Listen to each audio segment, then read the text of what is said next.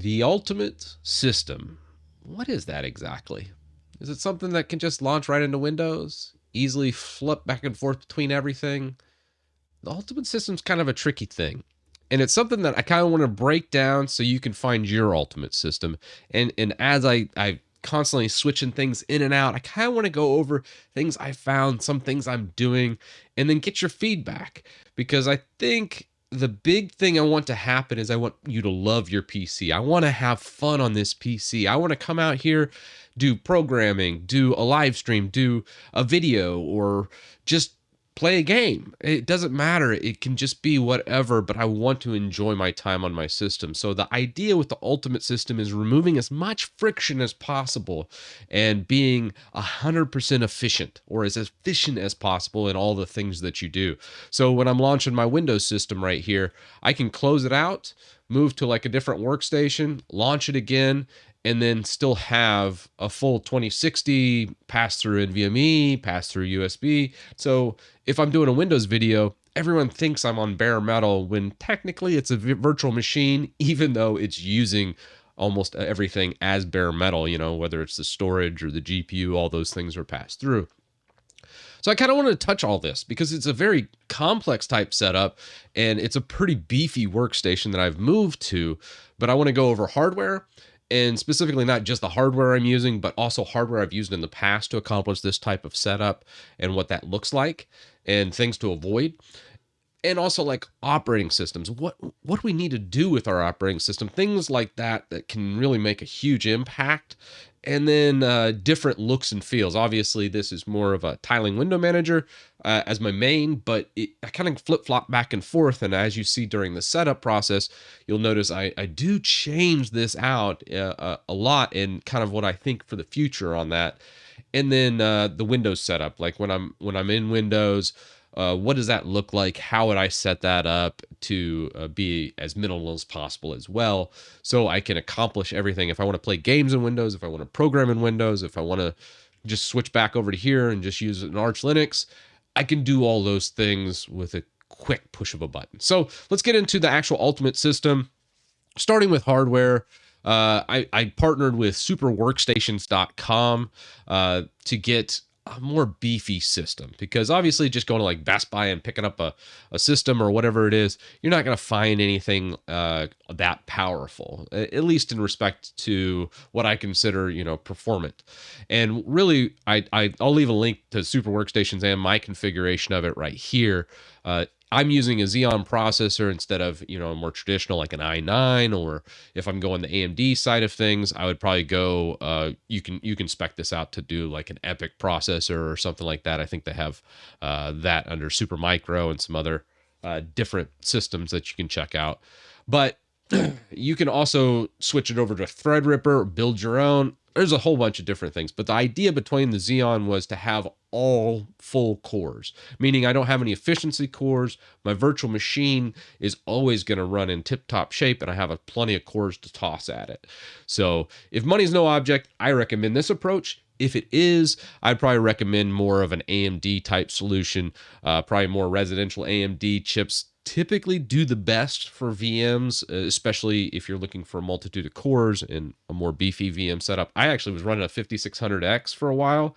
That's only a $100 CPU, and it did really well with pass-through that we're doing today. So just a couple ideas there. Obviously, I'd probably recommend at least like a 5800X instead of 5600, but it depends on your budget. And for me, memory, I would recommend a minimum of 64 gigs, just because you're going to want to at least toss 16 gigs at it. I guess you could get away with 32 if you're going to go complete bare bones, but I like having that extra legroom, so 64 is my thing. Storage-wise, I need at least two NVMEs. There's actually a lot of drives in this system because I threw a hot swap bay in it with 4 SSDs and some traditional spinning platters, but really, the storage is just two 2 terabyte NVMEs is the bread and butter. One for Windows, one for Linux. And that's kind of what I'm thinking for storage. And that's about it. That's all I'm doing. For graphics wise, I really do like to specify AMD graphics for the Linux portion and then pass through the NVIDIA card itself into the VM. So as far as the hardware is concerned, that's kind of my thought process. A couple things to look out for, or some of my wish list was actually kind of some weird ones here. A low audio footprint. I wanted all this power, but I didn't want any noise. So lower than 30 decibels, and it's actually sitting only a couple feet away from me, so I can just have access to it while I'm sitting here. And that was kind of important. That's why this weird footprint is kind of why I went with like a workstation instead of just a full-blown server. And a huge amount of PCIe ports. This is screenshot of actually the inside of the PC. Check this out. I really wanted more. This actually has 4x16 motherboards. Go with a higher end motherboard, especially if you're just going with a build it your own type solution. Don't cheap out on the motherboard.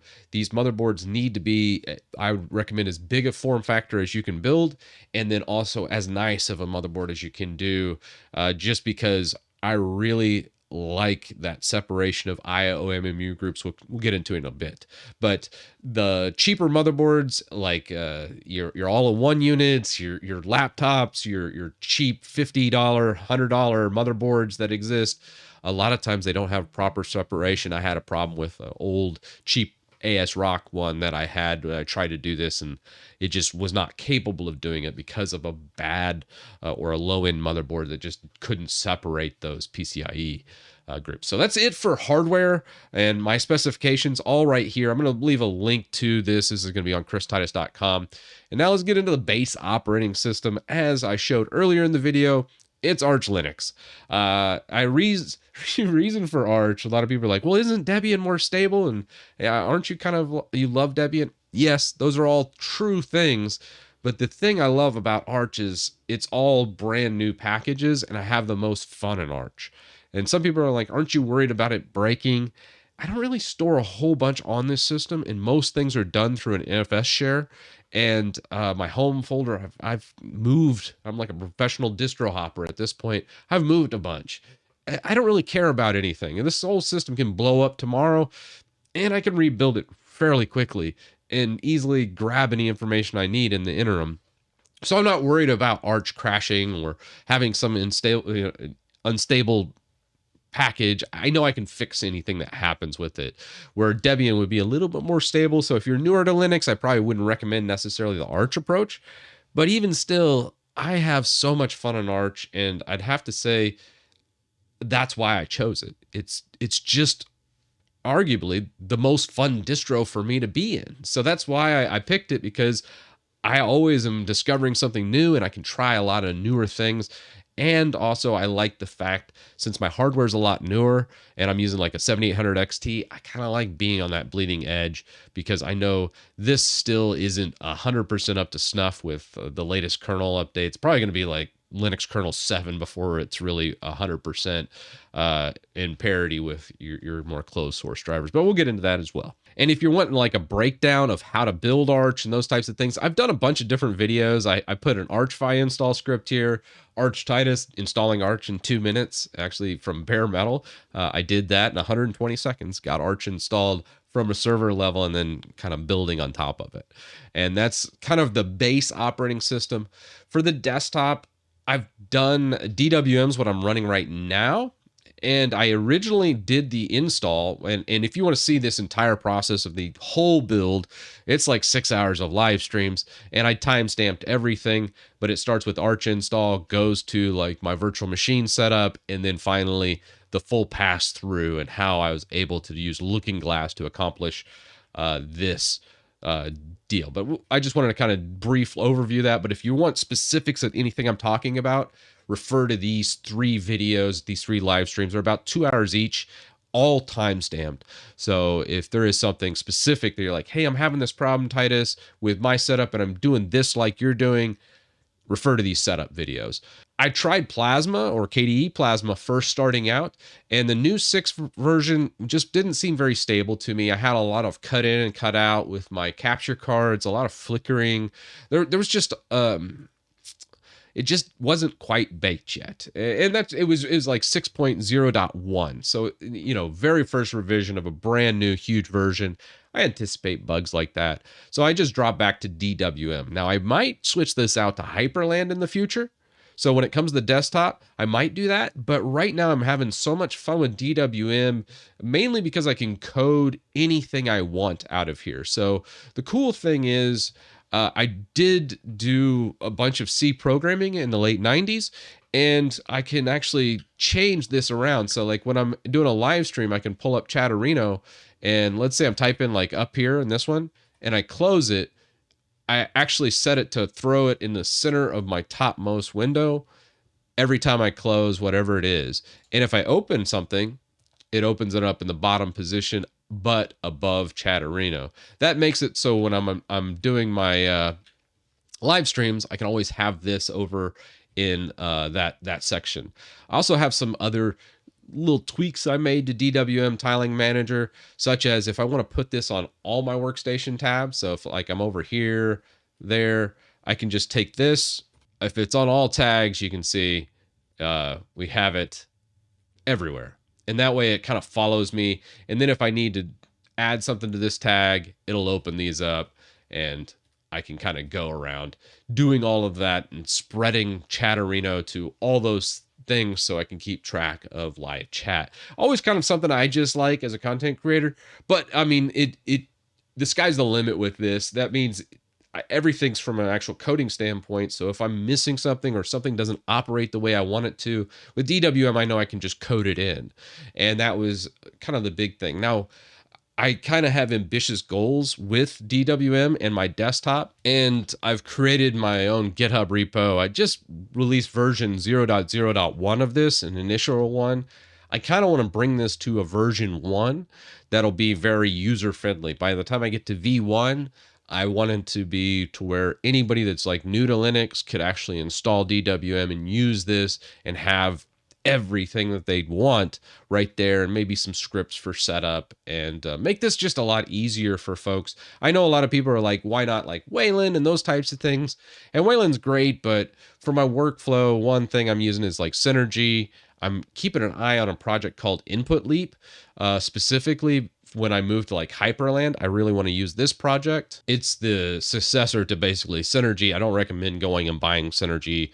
I would always use Input Leap for everything. They're very active. Last commit was just this past week, and they are the only ones I see that are trying to tackle multi-systems using like 2 monitors and having interchangeable just one keyboard and mouse between them, and Wayland support.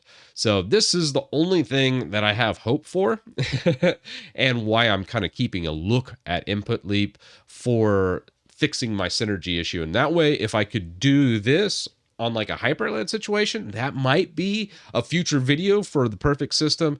But as of yet, DWM right now is the perfect desktop that gives me the least amount of friction. Everything I'm picking out here might be different for you, and probably is different, but always pick the thing that's the least amount of friction that you can get by and do your tasks the quickest. So for some people, they're just like, I just know Windows and I can't be helped to learn anything else. You could be more efficient in another operating system, or maybe doing this 2-type thing if set up properly, if you want to donate all that time. Most people don't, and I just love this stuff. So for me, I now am more efficient with this type of setup than any other setup I could possibly imagine. But it probably took me, several years to get here. So that's kind of why I choose these things. So past the desktop and kind of like going into, no matter what desktop you pick, if you pick KDE, you pick GNOME, you pick another tiling window manager, whatever it is, removing friction is the name of the game. I've said that term so much in this one. For an ultimate system, it's about removing that. So here, you notice when I'm like on a different workstation, I just launch Windows. What I did here is this virtual machine, I have enough system and enough resources that I don't care. Every time my system boots up, this is running in the background. So I'm actually starting up Linux and Windows at the same time. As soon as it logs into Linux, it is already launching Windows as well. And the boot up times of these are, only 4 or 5 seconds. So it's not that big of a deal to just launch 2 systems and just have them running at all times. And then I can just quit out, move it to whatever I want. So for me, I did a sudo versh enable win11. That's my name of my virtual machine. And what this does is in the background, it automatically does it. And then I just made a hotkey. So anytime I press Windows W, it launches into Windows. So that's kind of my process behind launching that. And you could do a hotkey in KDE, you could do a hotkey in whatever system you're doing. So very cool. Another thing that I like to do is my local host server. I do articles over on christitus.com, and anytime I have a local server, or I do a web page, I always was running, the Hugo server FD, so I could look at my drafts and start carving up a system like this, and I make these how-to guides for you guys to follow. But there was a little bit of friction there when I was launching that server, and I was always launching it. So instead, I created a user systemd service, which almost most Linux distros these days run systemd, and this was very easy to do. So I wanted to document kind of that. So if there is some command you find you're running every single day, and it's like a server service, just create it as a service, as a user service. So when you log in, it automatically just does that. So I have a Hugo server that also is running all the time that removes that friction, so I can just be editing web pages any time of the day without having to worry, did I start that server or did I not? Oh, let me open up a new workspace and start it. No friction. It just, boom, go edit and do. And probably one of the other things I want to talk about is that launching the start menu. A lot of people pull up like a start menu like this, launch the thing that they want to launch. So like, let's say they want to start this, they click on it, and then it would launch that specific system or that program. Well, I don't want to do all that. A lot of times I like to just come over here and I like to just hotkey and launch those programs. So if it's this one, or if I want to launch another web browser, I just launch it with that hotkey. So or just launch into Windows. All those are just hotkeyed, and it just takes away so much friction. So learning hotkeys and programming those hotkeys for yourself, I think, is really good. And I do that with every environment. Over-reliance on a start menu always slows me down. Even in Windows, I don't do this. Getting to the meat and potatoes, why you probably noticed at the start of this video, Windows through PCI Passthrough. What's the easiest way to accomplish this? A little, disclaimer here. PCI Passthrough is just a very difficult thing to do no matter what system you're on. It's not for the faint of heart. And if you don't want to tinker with it for hours, please just skip this section. Just dual boot. Dual boot, so easy. It's great. And I always have people ask me, why not single pass through? And I'm like, not worth it. Just dual boot. At that point, because the problem I have with single pass through is you could launch into a VM, pass through the GPU, and it's even more complex than this. But then you couldn't even get back to another workstation. Why I like PCI pass-through is simply I could be here, be doing something, and be like, oh, I need that on workspace 1, pop over here and be doing it, and then pop back and do it on my Windows instance. So that's the whole purpose of pass-through for me. So single pass-through, I'll never do a video on it because it's pointless. I think you just dual boot at that point. To kind of ease you into this, now that I've scared everyone away, I really recommend this project by Hikari Knight. It's called Quick Passthrough. It's an absolute banger of a project. He's been doing it for years, and one of my very first successful PCI pass-throughs was actually the VFIO guide that Hikari made. That's actually a different repo. He actually walks through each step of this step by step. So he has a wealth of knowledge over here. If you look, VFIO setup docs, this is what I actually followed the very first time. Actually 5 years ago is when he created that. And I remember following this setup guide. And so if you really want to know what happens line by line and do everything yourself, by all means, follow his VFIO docs. But I highly recommend Quick Passthrough because this is something that really takes away a huge amount of legwork. Probably 20 or 30 steps get removed with this and put into a nice little menu that prompts you, hey, do you want to pass through this? Do you have proper IOMU group separation? It automatically block lists certain drivers and say, here's the GPU you want to pass through. I'll block all that for you. Hikari, huge shout out. Thank you, man, for making this tool. Saved me hours of time.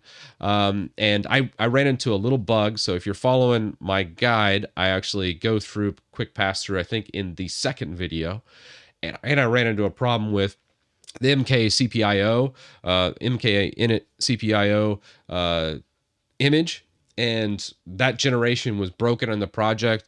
He has since patched that. So if you look here, he patched it 3 days ago to fix a few things in there. So shout out to him. In this project, this will help you kind of ease into a PCI pass-through solution if you want to do that.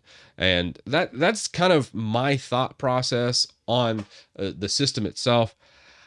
I really am constantly changing things out. I see the next evolution of this, maybe try and Hyperland, but also I want to keep evolving DWM. I know it's an Xorg base thing, and most people are all about like Wayland's all the rage. But for me, at the end of the day, I pick whatever just works the best. And for me, Xorg still works the best. And I still am able to do everything seamlessly. I have the least amount of bugs. All those things work, and that's why I choose what I choose. That may not be the same for you, and that's okay. Let me know in the comments what's your ultimate system. But for me, it's about choosing those things. Pick the things that you enjoy doing and enjoy being in, but also choose the things that don't have that friction that I talked about. And yeah, with that, let me know your thoughts, and I'll see you in the next one.